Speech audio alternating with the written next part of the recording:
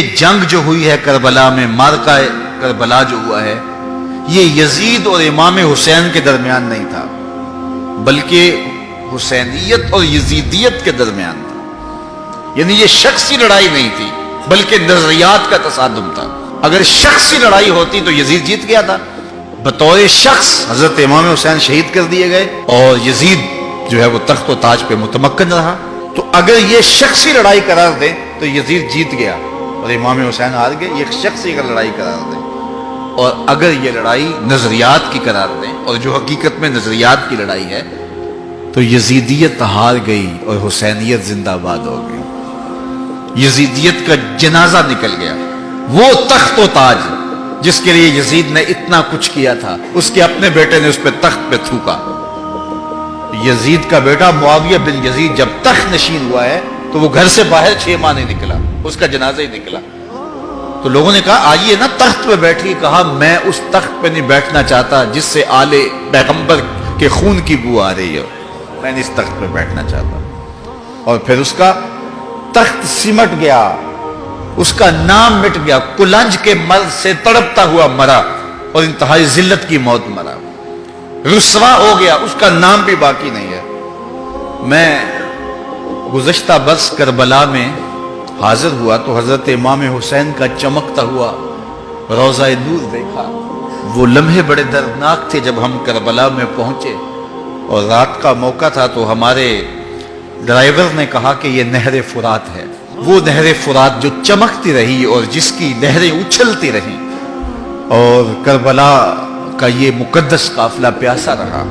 تو عجیب قلب کے اندر کیفیات کا ایک جہان تھا۔ یہ تو امام حسین کا روضہ ہے نا، لیکن یزید کا نشان نہیں ملا۔ میں نے تاریخ کی کتب میں ڈھونڈا کہ یزید کی قبر کہاں ہے، تو مجھے تاریخ نے بتایا مزبلہ دمشق، دمشق کے اندر کوئی جگہ ہے جہاں لوگ کوڑا پھینکتے ہیں، تو اس کوڑے کے نیچے کہیں یزید کی قبر ہے۔ نشان بھی نہیں ہے کہاں ہے، لیکن اتنا پتا ہے اس روڑی کے نیچے یزید کی قبر ہے۔ یزید کی قبر مزبلہ دمشق میں، اور امام حسین کا قبضہ آج بھی کربلا پہ۔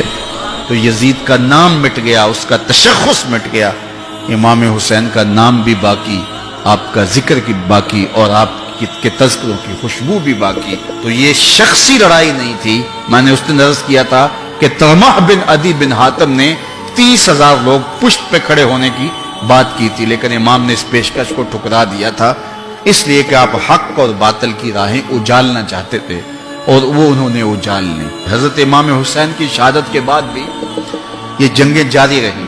مالک اشتر کی قیادت میں مختار سقفی کی فوجیں ابن زیاد کی فوجوں کے مقابلے میں فرات کے کنارے لڑ رہی تھی۔